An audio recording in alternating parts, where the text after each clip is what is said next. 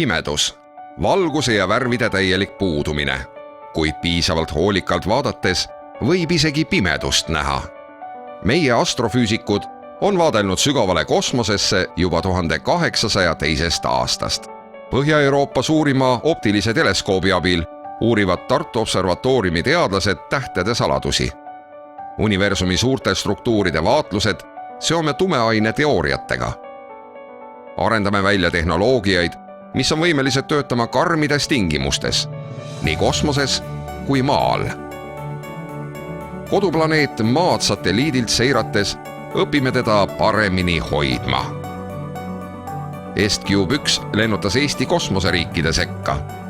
Meie motiveeritud meeskonna tugev rahvusvaheline koostöö aitab inimkonnal valgustada uute teadmiste maailma. Tartu observatoorium. Kosmos ühendab.